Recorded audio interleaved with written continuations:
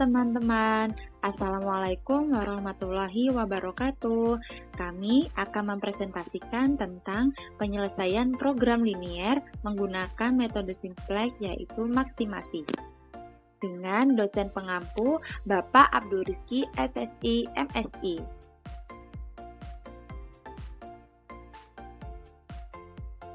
Nama anggota dari kelompok kami yaitu yang pertama saya sendiri, Nadia Anugrah Permatasari, NIM 19 18 10 10 10 02, dan teman saya yaitu Zahrotul Jannah, NIM 19 18 10 10 10 21.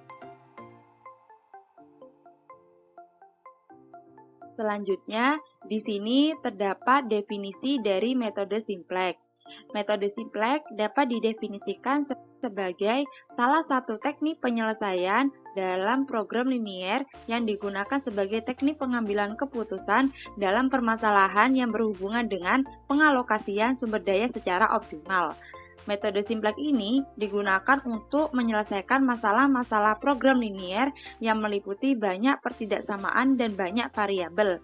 Dan dalam menggunakan metode simplex untuk menyelesaikan masalah-masalah program linier, model program linier harus diubah ke dalam suatu bentuk umum yang dinamakan bentuk baku, sehingga diperoleh solusi yang optimal. Nah, selanjutnya di sini kita juga akan membahas contoh kasus maksimasi dalam kehidupan sehari-hari.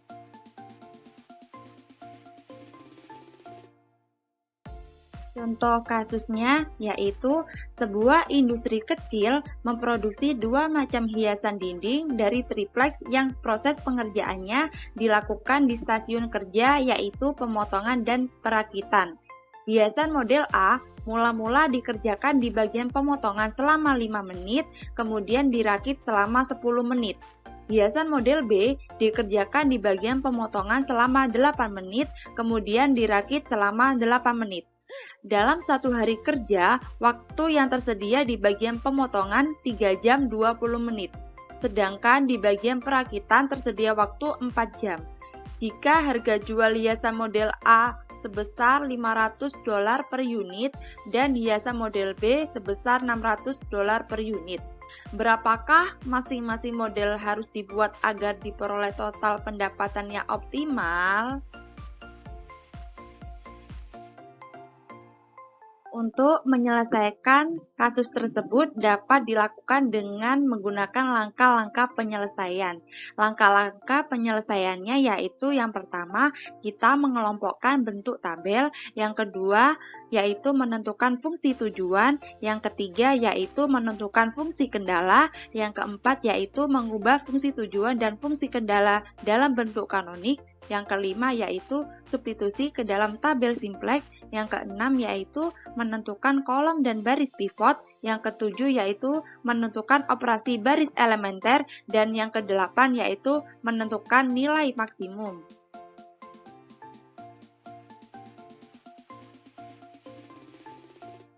Langkah penyelesaian yang pertama yaitu kita mengelompokkan dalam bentuk tabel. Untuk mempermudah dalam penyelesaian permasalahan tersebut, kita dapat kelompokkan terlebih dahulu dalam bentuk tabel sehingga dapat dilihat pada tabel berikut, di mana jenis hiasan dinding pada model A, waktu pemotongan selama 5 menit, dan waktu perakitan selama 10 menit, dengan harga jual $500 per unit. Di sini jumlah pada model A kita asumsikan sebagai X1. Selanjutnya jenis hiasan dinding pada model B, waktu pemotongan selama 8 menit dan waktu perakitan selama 8 menit dengan harga jual $600 per unit. Di sini jumlah pada model B kita asumsikan sebagai X2. Selanjutnya waktu 1 hari kerja pada pemotongan selama 200 menit dan pada perakitan selama 240 menit.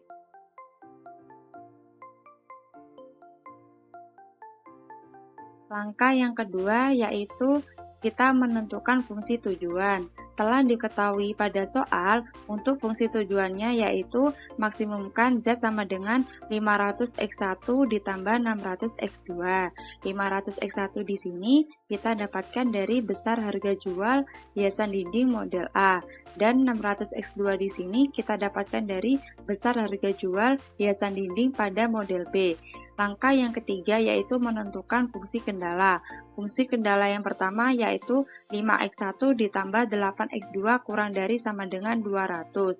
5x1 di sini kita dapatkan dari waktu pemotongan pada model A, dan 8x2 di sini kita dapatkan dari waktu pemotongan pada model B.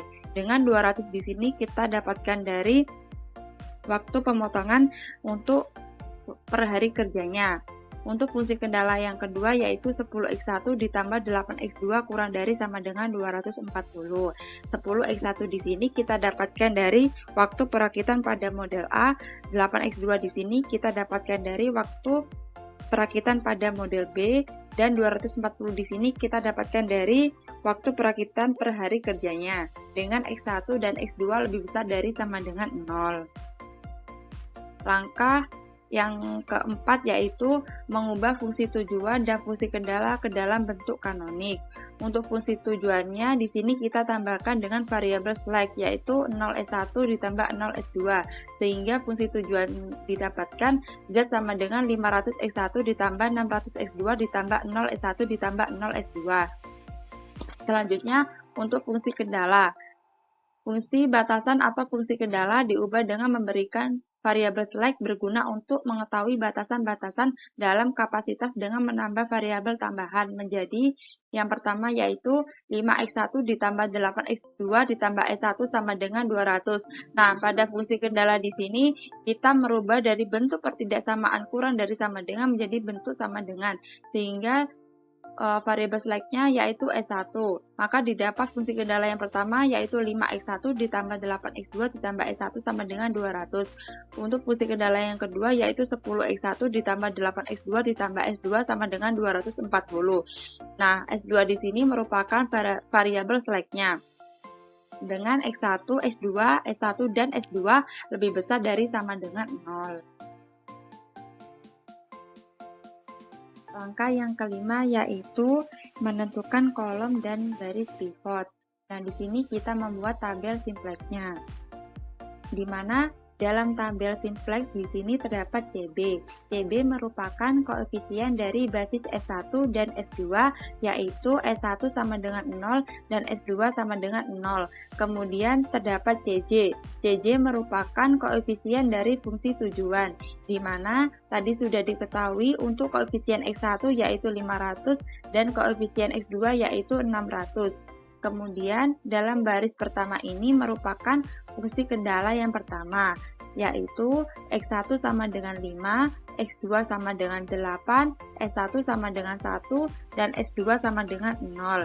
Dan untuk baris yang kedua merupakan fungsi kendala yang kedua, yaitu X1 sama dengan 10, X2 sama dengan 8, S1 sama dengan 0, dan S2 sama dengan 1.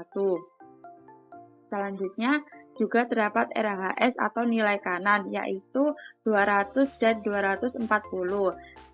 Selanjutnya akan ditentukan nilai ZC min CJ-nya, yaitu nilai ZC dapat kita peroleh dari perkalian antara CB dengan X1 atau X2, sehingga diperoleh nilai ZC min CJ yang pertama untuk X1 yaitu min 500, X2 yaitu min 600, S1 sama dengan 0, dan S2 sama dengan 0.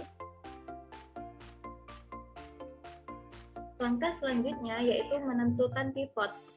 Dari substitusi pada tabel simplex yang pertama tadi, kita peroleh yaitu nilai ZC dikurangi CJ-nya masih terdapat nilai yang negatif, sehingga kita dapat melakukan iterasi. Yang pertama yaitu kita tentukan terlebih dahulu untuk kolom pivotnya.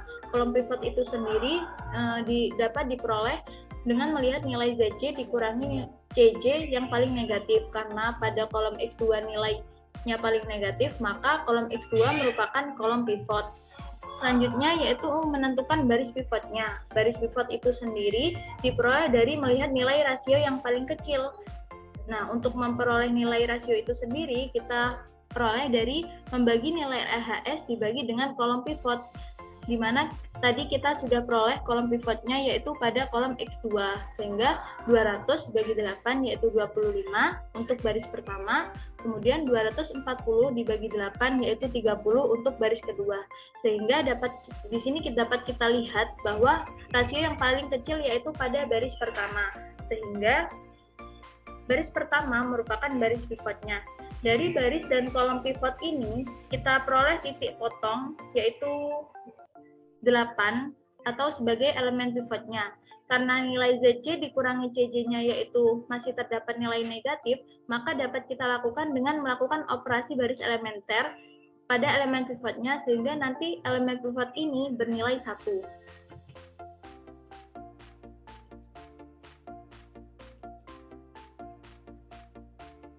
Nah, kita peroleh untuk operasi baris yang pertama yaitu baris pertama dikalikan 1/8, dan untuk baris keduanya yaitu ditambahkan dengan negatif 8 dikalikan baris pertama. Pada tabel ini dapat kita lihat karena tadi kita peroleh elemen pivotnya yaitu pada kolom X2, sehingga basis S1 di sini kita ubah menjadi X2 dengan nilai CB-nya yaitu 600. Dan untuk setelah itu kita lakukan operasi pada baris pertama dikalikan 1/8. Karena tadi nilai X1 pada tabel pertama itu 5, dikalikan 1/8 yaitu menjadi 5/8.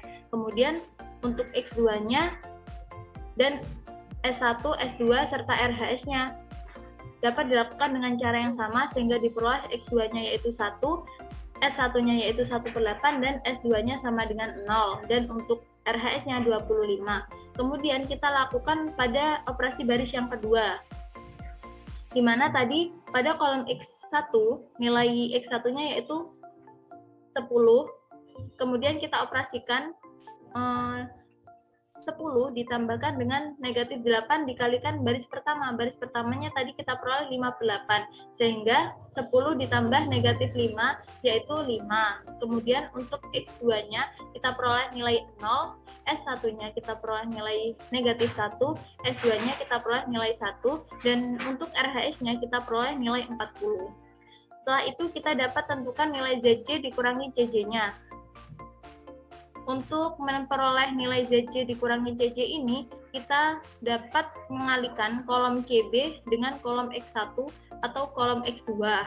Yang pertama kita cari terlebih dahulu untuk nilai ZC dikurangi CJ pada kolom yang pertama, yaitu 0 dikalikan dengan 5, ditambahkan dengan 600 dikalikan dengan 5/8. 0 dikalikan dengan 5, 0. Ditambahkan 600 dikali 5/8 yaitu 375.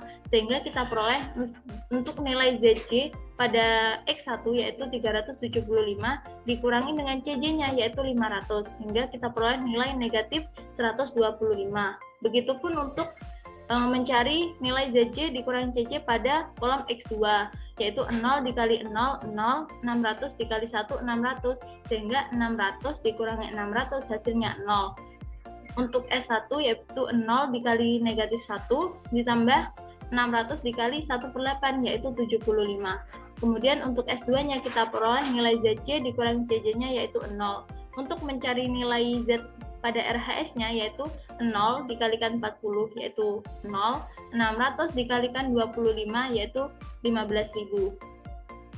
Kemudian karena masih terdapat nilai ZC dikurangi CJ yang negatif, maka kita lakukan iterasi yang selanjutnya, yaitu pertama kita tentukan terlebih dahulu kolom pivotnya, di mana kolom pivot itu dilihat dari nilai ZC dikurangi CJ yang paling negatif.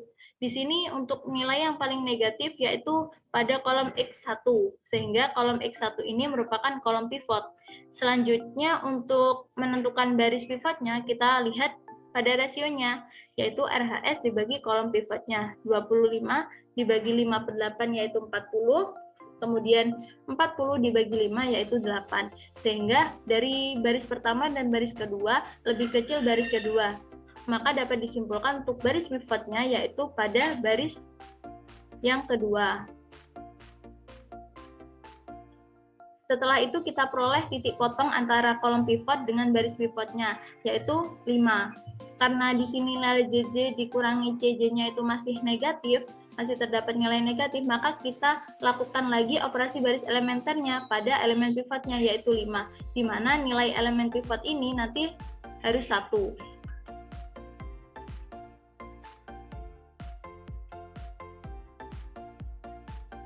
Kemudian kita peroleh operasi baris elementer, yaitu baris yang kedua dikalikan 1/5, kemudian untuk baris pertamanya kita tambahkan dengan negatif 5/8 dikali baris kedua. Dapat dilihat pada tabel ini, karena tadi elemen pivotnya berada pada kolom X1, sehingga kita ubah basis S2 di sini dengan X1 dengan koefisien X1-nya yaitu 500. Jadi di sini 500. Kemudian kita lakukan operasi baris kedua dikalikan 1/5, di mana tadi pada tabel yang kedua tadi untuk nilai X1-nya yaitu 5. 5 dikalikan 1/5 yaitu 1. Kemudian berlaku untuk X2, S1, S2, dan RHS-nya, sehingga kita peroleh nilai X2 pada baris yang kedua yaitu 0, S1 yaitu negatif 1/5, dan S2 yaitu 1/5, dan nilai RHS-nya yaitu 8. Kemudian kita lakukan operasi baris pada baris yang pertama. Baris yang pertama ditambahkan dengan negatif 5/8 baris yang kedua, di mana baris yang pertama tadi,